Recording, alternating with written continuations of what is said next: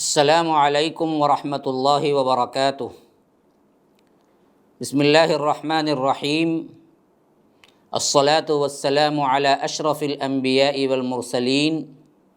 نبینا محمد وعلی آلہ وصحبہ اجمعین وعلی من تبعہم بإحسان الی یوم الدین وبعد۔ فاعوذ باللہ السمیع العلیم من الشیطان الرجیم من ہمزہ ونفثہ ونفخہ۔ وَإِذِ اسْتَسْقَىٰ مُوسَىٰ لِقَوْمِهِ فَقُلْنَا اضْرِب بِّعَصَاكَ الْحَجَرَ فَانفَجَرَتْ مِنْهُ اثْنَتَا عَشْرَةَ عَيْنًا قَدْ عَلِمَ كُلُّ أُنَاسٍ مَّشْرَبَهُمْ كُلُوا وَاشْرَبُوا مِن رِّزْقِ اللَّهِ وَلَا تَعْثَوْا فِي الْأَرْضِ مُفْسِدِينَ۔ ناظرین و سامعین، گزشتہ کے درس میں نے آپ کے سامنے 60 to 66 سورہ بقرہ کے آیات تلاوت کی اور اس کا ترجمہ پیش کیا۔ انشاءاللہ العزیز اس درس کے اندر ان 6 آیات کا خلاصہ جہاں تک ہو سکے پیش کرنے کی کوشش کروں گا۔ یہ وقت مقررہ کے اندر اس درس کے اندر اللہ تبارک و تعالی برکت دے کہ پہلی آیت جو 60ویں ہے، فرمایا کہ وہ واقعہ بھی یاد کرو، یعنی ایک اور نعمت یاد دلائی جا رہی ہے کہ جب تمہارے نبی نے تمہارے لیے پانی طلب کیا تو ہم نے کیا کیا؟ ہم نے حکم دیا کہ ایک پتھر پر اپنا عصا مارو، تو ہوا کیا؟ 12 چشمے پھوٹ نکلے اور ہر قبیلے نے جان لیا کہ ان کا اپنا چشمہ کون سا ہے۔ پہلے تو کیا ہے، من و سلوہ بھی اتار دیا تھا، اب یہاں پر پانی بھی، بے محنت کے روزی بھی، اور کھا پی کر عبادت میں لگے رہو، زمین میں فساد نہ برپا کرو۔ تو حضرت ابن عباس فرماتے ہیں کہ یہ پتھر ایک چوکور پتھر تھا جو ان کے ساتھ ہی تھا۔ حضرت موسیٰ علیہ السلام اللہ کے حکم پر اس پر اپنی لکڑی ماری، جو 4 کونے تھے، ہر کونے سے 3 چشمے پھوٹنے لگے، 4 3 12 چشمے ہو گئے۔ 4 کونے تھے تو ہر کونے سے 3 الگ الگ چشمے پھوٹنے لگے تو 12 چشمے بن گئے۔ اور یہ جو چشمے بنے وہ بھی ان کو معلوم ہو گیا کہ یہ دراصل کیا ہے، کون سا چشمہ کس کے لیے ہے۔ بعض مفسرین یہ بیان کرتے ہیں کہ آج تک وہ چشمہ اور اس کا نشان موجود ہے جہاں پر یہ تھے۔ یہ بات بھی آئی ہے کہ وہ جو چشمہ تھا، جو بنا تھا، وہ چشمہ آج بھی اس کی نشانی کے ساتھ موجود ہے، جس میں یہ واقعہ بہت ہی اہم اور مشہور تھا، یہ معلوم ہو گیا۔ تو اللہ تبارک و تعالی اس نعمت کو یاد دلانے کے بعد فرما رہا ہے کہ تم اتنا سب کچھ پا لینے کے بعد اپنے کرتوت سے باز نہیں آئے، اپنے گناہوں سے باز نہیں آئے، اور تم نے حضرت موسیٰ سے پھر شکایت کی۔ کیا شکایت کی؟ کہا کہ ہم کو کیا ہے، ایک ہی کھانے پر ہم نہیں صبر کر سکتے، لن نصبر علی طعام واحد۔ تو اب دیکھیے اللہ تبارک و تعالی ان کے ساتھ کیسا سلوک کرتا ہے۔ یہی سلوک ہمیشہ سے اللہ تبارک و تعالی کا اصول ہے۔ نعمتیں پانے کے بعد اس نعمت کو اپنے شکر اور اللہ کی عبادت سے اپنے آپ کو مزین نہیں کیا تو یاد رکھو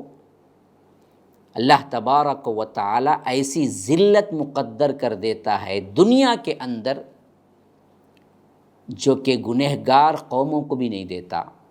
کہ باوجود حامل کتاب اور نبوت والی امت ہونے کے اللہ ذلیل کر دیا۔ یہ اصول ہے رب کا۔ تو انہوں نے کہا کہ ہم دراصل کیا ہے، صبر نہیں کر سکتے، ہمیں کیا ہے، کھیتی باڑی کرنی ہے،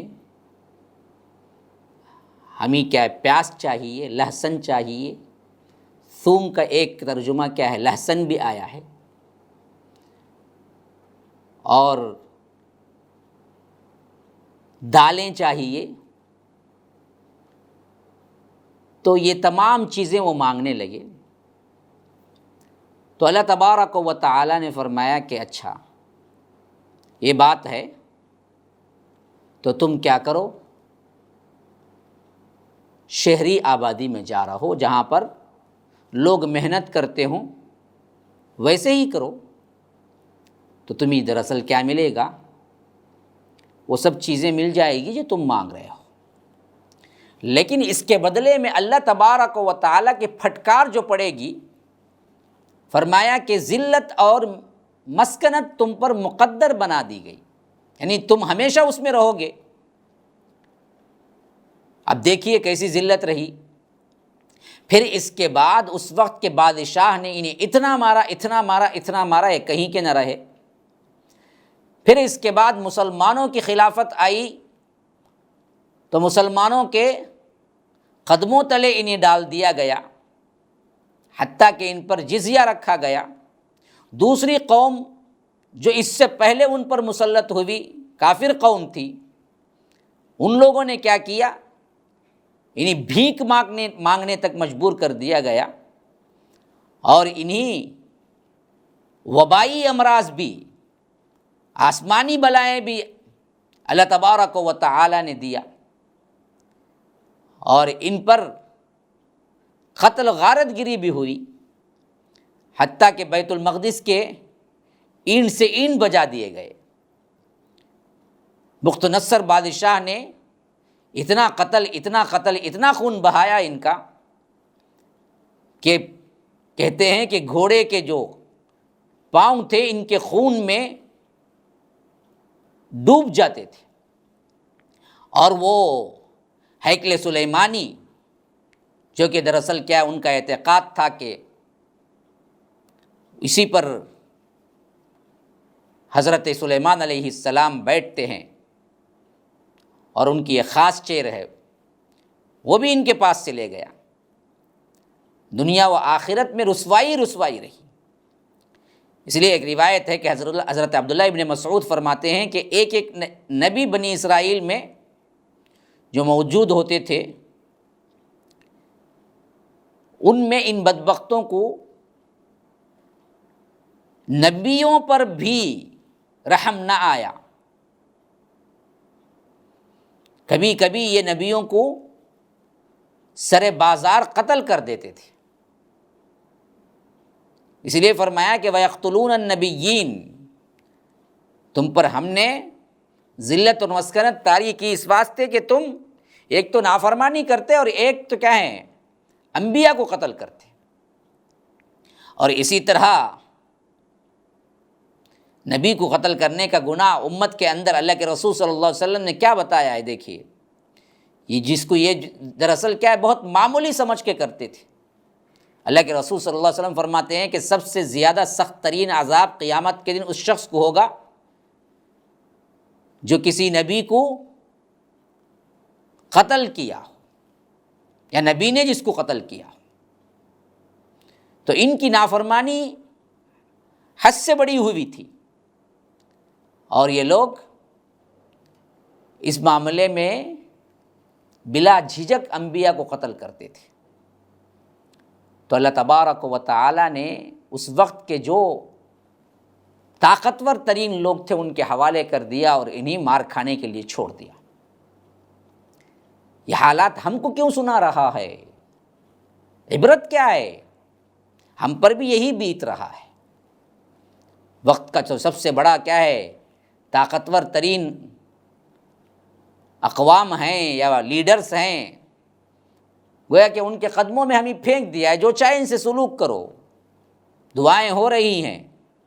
لیکن کوئی قبول نہیں۔ وجہ یہ کہ ہم نے بھی یہی کام کر رہے ہیں، یہی کام کیا ہے۔ اللہ کی نعمتوں کا شکر نہیں، قرآن جیسی نعمت کو اللہ تبارک و تعالیٰ نے مقدر کیا، اس کو پڑھیں، سمجھیں، عمل کریں، اپنی زندگی کو اصلاح کریں۔ نہیں، ہم بھی ویسے ہی کیا ہے، دنیا کے کتے بنتے جا رہے ہیں، بھوکے جس طرح درندے کیا ہیں، دنیا کے پیچھے بھاگتے ہیں، لاؤ لاؤ، جماؤ جماؤ، کماؤ کماؤ، یہی حالت ہے۔ اب اس کی اگلی آیت میں فرما رہا ہے کہ ان الذین آمنوا، جو لوگ ایمان لائے، والذین ہادوا والنصارى والصابئین۔ اب یہ آیت بطور کیا ہے، ایک اعتراض کے جواب کے یہاں پر آ گئی، پھر ان کے واقعات تسلسل سے آ رہے ہیں، کیونکہ یہاں پر نافرمانیوں کا ذکر تھا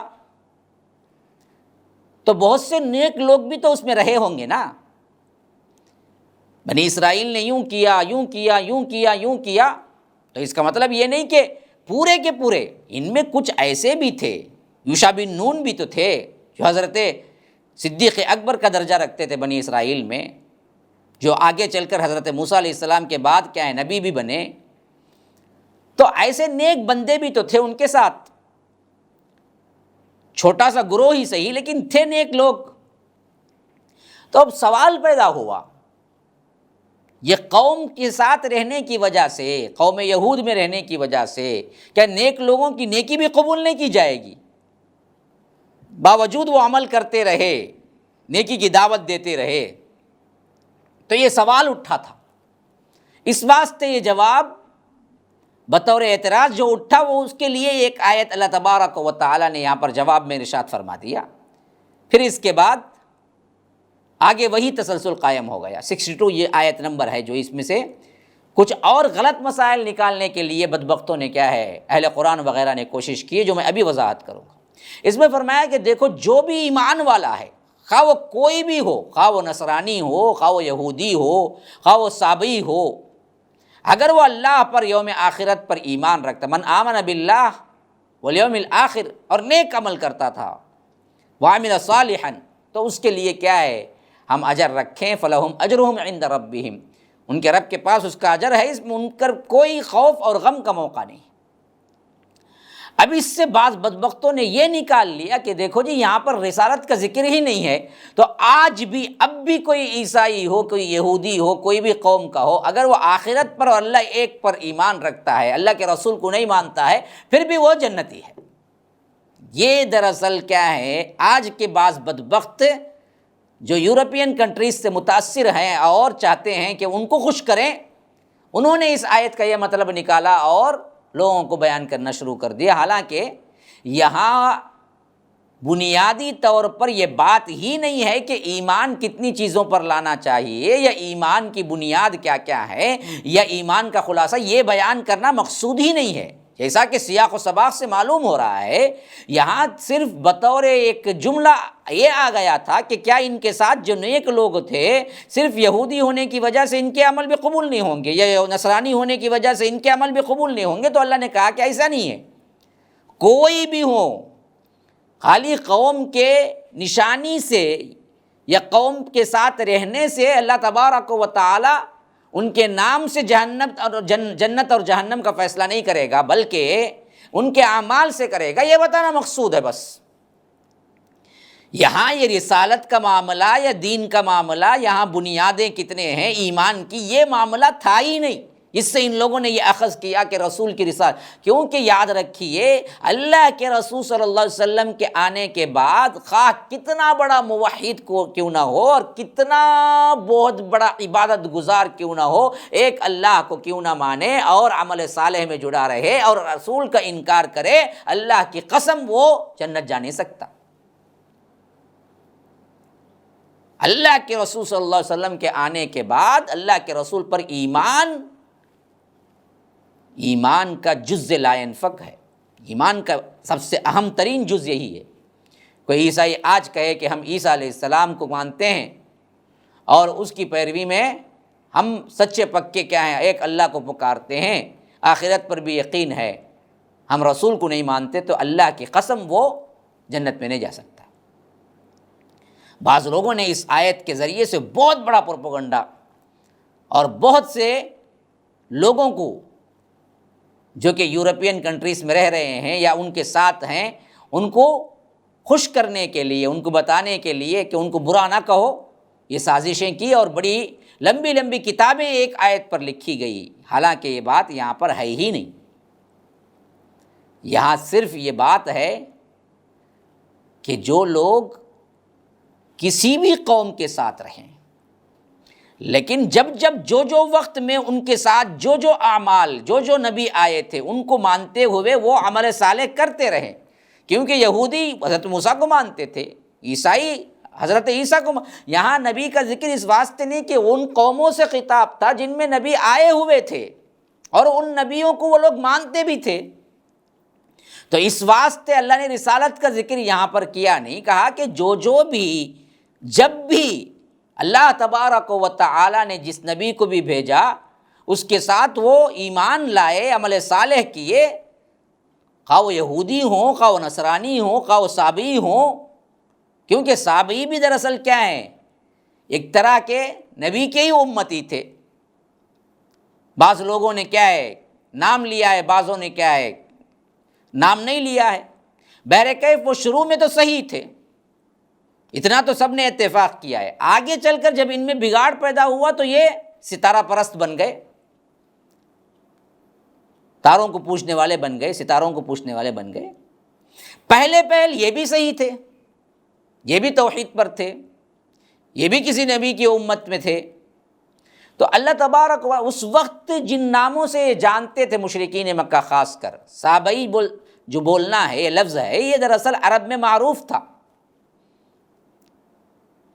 تو یہ لفظ بھی ان کو معلوم تھا، نصرانی کا لفظ بھی معلوم تھا، یہود کا لفظ بھی معلوم تھا، تو اس واسطے دراصل بیان کر دیا گیا کہ دیکھو یہ کوئی بھی قوم سے ہوں، اگر یہ ایمان اور عمل صالح رکھتے ہیں تو ہم ان کے لیے جنت رکھے ہیں، لیکن یہاں پر ہرگز بھی یہ معنی نہیں ہے کہ کوئی اللہ کے رسول صلی اللہ علیہ وسلم کے آنے کے بعد رسالت کا انکار کر کے ایمان لائے اور عمل صالح کرے تو اللہ تبارک و تعالی اس کو معاف کر دے گا، ہرگز بھی یہ بات نہیں ہے، یہ اصول کے ہی خلاف ہے۔ اور اللہ کے رسول صلی اللہ علیہ وسلم نے صاف کہہ دیا کہ میرے آنے کے بعد اگر وہ کوئی بھی ہو جب تک مجھ پر ایمان نہیں لائے گا وہ کامیاب نہیں ہوگا۔ خالی تورات کا ایک پرچہ جو تھا وہ حضرت عمر لے آ کے پڑھنے لگے تو اللہ کے رسول صلی اللہ علیہ وسلم غصے سے چہرہ سرخ ہو گیا، اسی واسطے فرمایا اس کے بعد اگر موسیٰ بھی آ جائیں، لو کان موسیٰ حیا، میرے آنے کے بعد موسیٰ بھی آ جائیں تو ان کے لیے بھی یہی ضروری ہے کہ وہ میری ہی اتباع کریں، اس کے علاوہ چارہ کار نہیں ہے۔ نبی صاحب شریعت نبی وہ آ جائیں تو بھی تو پھر اور کوئی ہما شما کا کیا اعتبار۔ اور اسی طرح اس آیت کے خاص نزول، شان نزول کے اندر یہ بات بھی ہے، تفسیر ابن کثیر کے اندر حضرت سلمان فارسی فرماتے ہیں کہ اللہ کے رسول صلی اللہ علیہ وسلم کی خدمت میں حاضر ہوئے، کیونکہ یہ دراصل کیا تھے، پہلے اہل کتاب سے ملے تھے اور وہاں کے نیک و بد کو بھی دیکھا تھا، ان کی لمبی عمر رہی، تو انہوں نے جن کو اچھائی میں دیکھا تھا، جنہوں نے اپنی زندگیاں اللہ کی اطاعت میں گزاری تھی، تو حضرت سلمان فارسی نے خصوصیت سے سوال کیا کہ جو لوگ ایمان والے تھے اللہ کے رسول، جن سے میں خود ملا، جو اللہ کے واقعتاً نیک بندے تھے، آپ کے آنے کی بشارت دیتے تھے اور آپ کا انتظار کر رہے تھے، ہاں زندگی وفا نہ کی، میرے سے پہلے گزر گئے اور میں نے آپ کو پا لیا، تو انہی کے حکم پر، یعنی انہوں نے جو گائیڈنس کی تھی اسی پر میں پہلے آپ پر ایمان لے آیا۔ تو اتنے لوگ نیک لوگ جو عیسائیوں میں تھے جن کو میں نے خود دیکھا، کیا وہ عیسائی رہنے کی وجہ سے صرف ان کے اعمال غارت ہو جائیں گے؟ انہیں ان کے نماز روزے کا، ان کی نیک اعمال کا صلہ نہیں ملے گا؟ ابن ابی حاتم کے اندر یہ روایت موجود ہے۔ تو جیسے ہی انہوں نے یہ سوال کیا، اللہ تبارک و تعالیٰ نے اس کی تفصیل میں یہ آیت اتاری کہ ہرگز ایسی بات نہیں ہے۔ بات یہ ہے کہ جو کوئی بھی ایمان لائے، عمل صالح کرے،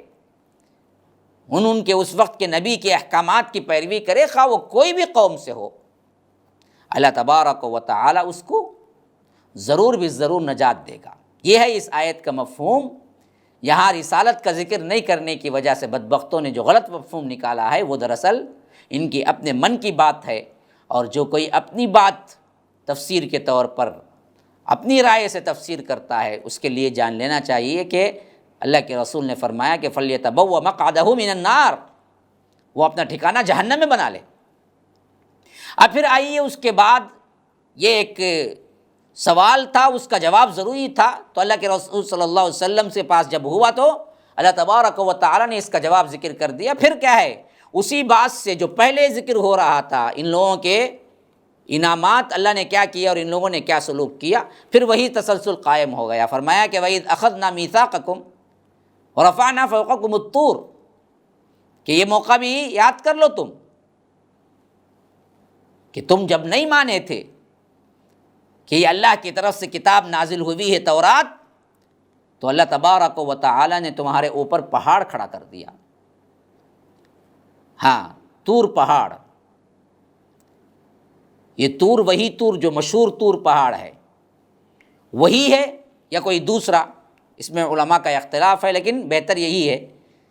کہ یہ وہی ہے جسے مشہور ترین طور پہاڑ کہا جاتا ہے۔ ابن عباس رضی اللہ عنہما سے مروی ہے، طور اس پہاڑ کو کہتے ہیں جس پر سبزہ اگتا ہے، اور ابن عباس رضی اللہ عنہما کہتے ہیں کہ جب ان لوگوں نے اطاعت سے انکار کر دیا تو ان کے سر پر پہاڑ آ گیا، لیکن اسی وقت یہ سب کے سب سجدے میں گر پڑے، اور مارے ڈر کے سجدے ہی سے کنکھیوں سے دیکھ رہے تھے، ایک ایک آنکھ اٹھا کے دیکھ رہے تھے، اور اللہ تعالیٰ نے ان پر رحم فرمایا اور پہاڑ کو ہٹا لیا اور ان کے سجدے کو قبول کر لیا، پسند کر لیا، اور انہیں حکم دیا کہ اب پھر غلطی نہ کرنا اور اس کو مضبوطی کے ساتھ پکڑ لینا، اور اس کی اطاعت کو مضبوطی کے ساتھ پکڑ لینا اور جم کر اس پر عمل کرنا۔ وعدہ یہ اس بات پر لیا گیا کہ تم اس کو بھولو گے نہیں، اس پر عمل کرتے رہو گے، اور پختہ میثاق بھی لیا، میثاقکم۔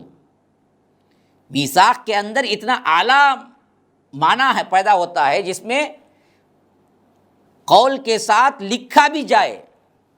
اسے کہتے ہیں وعدہ خالی قول بھی ہو سکتا ہے، لیکن قول کے ساتھ اگریمنٹ بھی لکھی جائے، اسے عربی میں میثاق کہتے ہیں۔ تو اللہ تبارک و تعالی نے ان سے میثاق بھی لیا اور انہیں بتایا کہ اس کو مضبوطی سے پکڑے رہو، اس کے احکامات پر عمل کرتے رہو، اور اسی میں تمہارے لیے نجات ہے۔ لیکن بدبختوں نے کیا کیا، ان احکامات کو مان لینے کے باوجود پھر گئے اس سے، من بعد ذالک۔ تو اللہ تبارک و تعالی پھر بھی دراصل ان پر انعام کرتا رہا،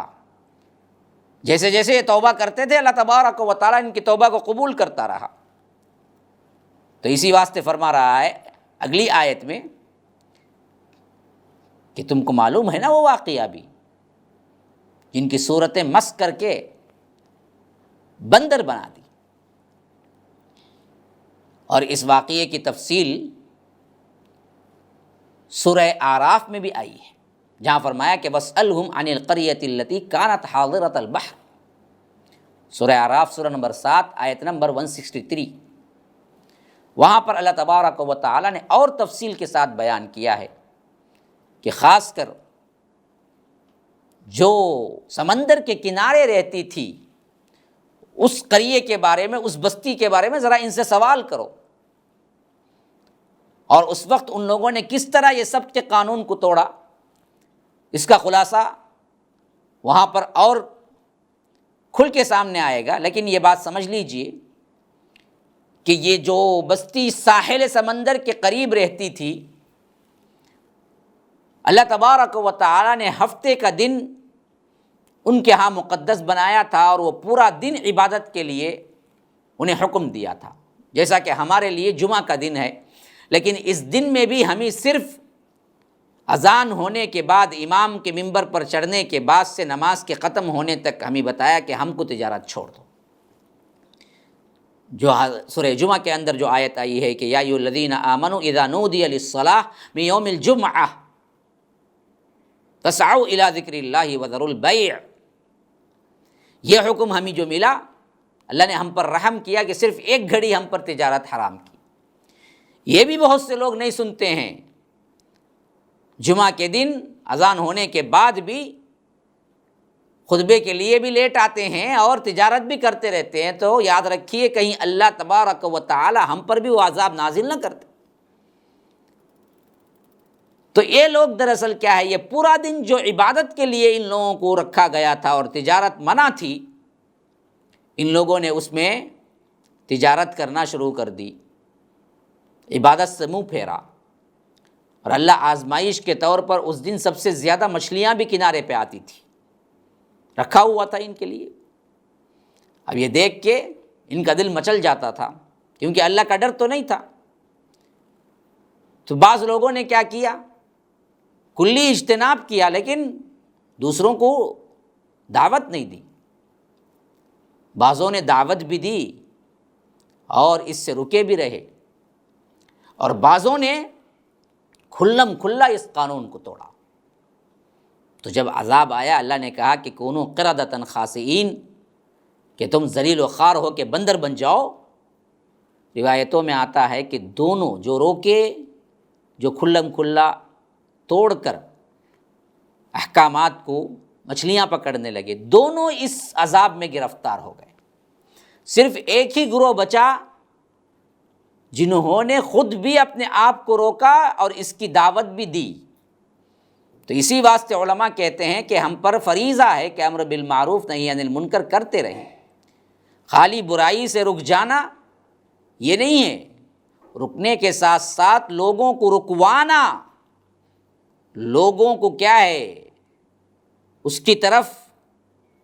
انہیں نیکی کی طرف دعوت دینا، برائی سے کیا ہے انہیں اجتناب کروانا، جد و جہد کرنا اس معاملے میں، یہ بھی ضروری ہے۔ خالی رک گئے اور کہہ دیا کہ ہم تو نہیں کرتے بھائی،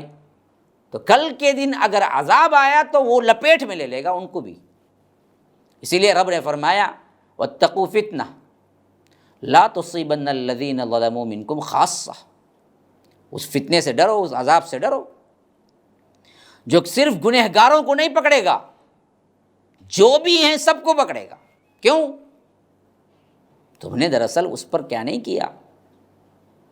دعوت نہیں دی، روکنے کے لیے جد و جہد نہیں کی، اس کے لیے کوشش نہیں کی۔ یاد رکھیے آج کے ماحول میں بھی یہی سب سے اہم ترین چیز ہے، دعوت بھی ساتھ میں دیتے رہو، عمل بھی کرتے رہو۔ اسی کے لیے ہم نے یہ کوششیں جاری کی ہیں، MSLA لائیو ٹی وی کے ذریعے امت تک یہ پیغام پہنچانا ہے۔ خالی خلی عمل کر لینا نہیں ہے، ساتھ میں اس کی دعوت بھی دینا ہے، تبھی بچ سکتے ہیں جب اللہ کا عذاب آئے۔ اور معذرتاً الی رب، کل اللہ پوچھے، کائنات میں ظلم ہو رہا تھا، شرک ہو رہا تھا، بدعات خرافات تھے، لوگ کیا ہیں بگڑ رہے تھے، برائی عام تھی، ایسے میں تم نے کیا کیا؟ تم نے اس کے لیے محنت کی، تم نے اس کے لیے جد و جہد کی؟ تو یاد رکھو اگر کہنے کے لیے کچھ نہیں ہوگا تو پکڑے گئے نا جی۔ ہاں کچھ نہ کچھ کیا، وہ لوگ قبول کیے یا رد کیے یا گالیاں دیے یہ الگ بات ہے، لیکن آپ نے پہنچانے کی ذمہ داری کی نا، تو کل اللہ کے ہاں پیش کر سکتے ہیں کہ اے اللہ یہ جو کام ہوا ہے یہ میں نے اپنے مقدور بھر کوشش سے کیا ہے، تو شاید اللہ قبول کر لے اور معاف کر دے ہم سب کو۔ تو یاد رکھیے اس کاز میں ہمارے ساتھ شریک رہیے، لوگوں تک پہنچائیے، اس سلسلے میں ہمیں کیا ہے بڑھ چڑھ کر حصہ لینا چاہیے۔ اپنے اپنے اندر بھی اپنے اپنے کوششوں سے ذاتی طور پر بھی جو ہو سکتا ہے دین کی دعوت، دین کا کام اور دین کے اعتبار سے تمہارے ہاتھ سے، یہ تمہاری ذات سے جو ہو سکتا ہے وہ کرنا شروع کر دیجئے۔ کل کے دن اللہ کے پاس کم از کم عذر کے طور پر تو کچھ پیش کرنے کے لیے رہے، ورنہ تو کیا ہے، بہت بڑا عذاب ہے۔ اسی لیے فرمایا کہ ہم نے کیا کیا، انہیں نیست و نابود کر دیا، اور بظاہر حسی نہیں ہے، معنوی نہیں ہے، بلکہ کیا ہے، صحیح میں ان کی شکلیں بندروں کی طرح ہو گئی، یعنی ان کی عقل بندر کی طرح ہو گئی۔ یہ دیکھنے میں وہ کیا ہے، حرکتیں بندر کی طرح کر رہے تھے، نہیں، بعضوں نے ایسے تعویل بھی کہ نہیں، حقیقتاً بندر ہو گئے وہ۔ اسی واسطے